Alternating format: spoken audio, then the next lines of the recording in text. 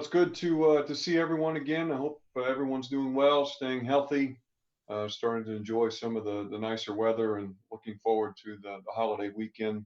Appreciate everyone getting together on such short notice. Excited about today's news, as you might imagine. I've really kind of viewed this experience now, having a chance to reflect back on it over these last couple of months, and so far in three phases. I think the first phase you could have called the retreat phase. I think we were very cognizant of giving everybody spaced, getting student athletes home, getting staff situated to work remotely. I think the second phase was what I would call the regroup and learn phase.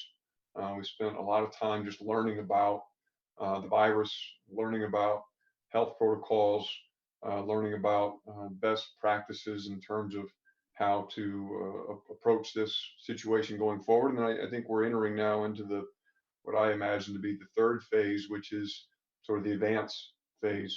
And as we've talked to our student athletes, and I think most of you know, we've talked with them regularly throughout this process. We've a couple weeks ago, and I don't remember the exact timeline, but we kind of transitioned our messaging and really started talking about the future and being encouraging about their activity and their mindset and understanding that this environment that we're in right now is temporary and that there's an opportunity here for all of us to come back to this campus when circumstances allow it and really hit the ground running and capitalize on the tremendous momentum that we felt we started to build during this most recent academic year. And I think today's announcement is just the next step in that process, that advancement process. And certainly excited for a number of our student athletes to have the opportunity to come back to campus. Each phase, I mentioned the retreat phase, the regroup and learn phase, and now the advancement phase, I will tell you, has been driven first and foremost by health and safety considerations for our students, first and foremost, for our staff and coaches, for our broader community here in Champaign-Urbana. And as we start to look toward the fall, it will include certainly similar considerations for our fans and for those people who frequent our events. I don't want to get too far into the discussion today without mentioning the tremendous leadership that we've continued to receive at our university here from our Chancellor, Robert Jones, from our Provost, Andreas Cangelaris. I'm struck by one conversation I had recently with Andreas where he looked me right in the eye and said, "Josh, we cannot operate out of fear." He said, we can certainly operate with due caution. We can make appropriate steps to plan thoroughly, but we have to look to develop a plan and a protocol that allows us to move back into some sense of normal life. And we're really proud and excited to be a part of that process. Also want to thank our sports medicine team. This plan has been developed in large part by our head athletic trainer, associate athletic director, Randy Ballard. Randy has actually joined the call, I believe, and will be available to answer any technical questions. I'm certainly not the most knowledgeable on some of the substantive issues that you may have questions about. Also, Jeremy Bush, who's our associate director for sports medicine, our head athletic trainer for football. The two of them have really worked hand in glove to get this plan together. It's been a wonderful experience in campus collaboration. We've worked closely with a group that we've called SHIELD, which is the task force that campus has created around testing for the return of students in the fall. Susan Martinez, Marty Burke, Dr. Parker, and the McKinley Health Center. Obviously, our colleagues at Carl have been all involved in this process. The Champaign-Urbana Public Health District, a group that candidly I never thought I would have to cross a lot of paths with, but has been a group now that obviously is very involved across the university as we start to look at returning to operation, not just within athletics, but for the entire institution. I won't go through the specifics of the plan. I think those are laid out fairly clearly in the press conference, or I'm sorry, in the press release.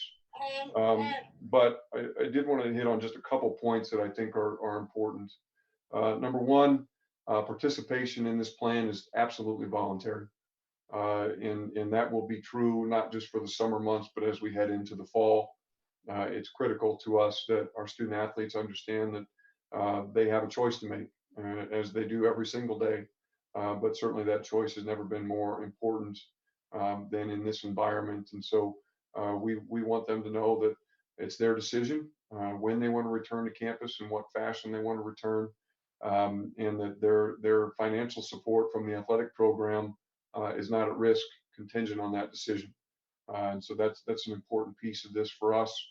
We all know that in college athletics, sometimes the term voluntary, I use air quotes, can become a bit of a term of art. But in this case, it truly is the order of the day, and we want to be sure that they understand that their best interests come first, and that ultimately they have to make those decisions for themselves. And certainly, we anticipate and hope that the vast majority of them will be back, but that will ultimately be their decision.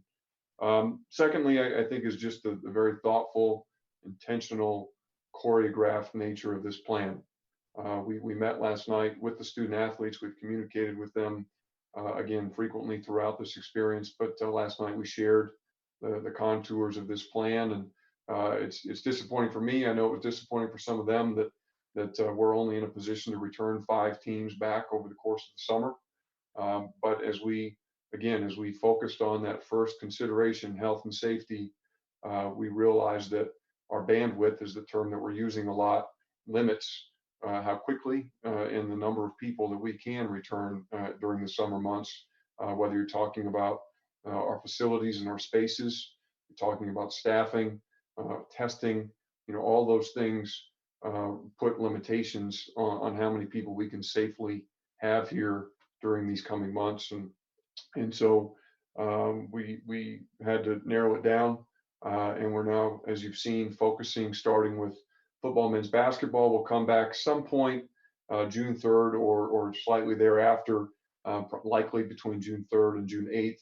We're still pinning down final dates, and then they'll go through a series of screenings, quarantining, and we anticipate starting some level of voluntary workouts with them around June 11th, again, maybe a few days after that.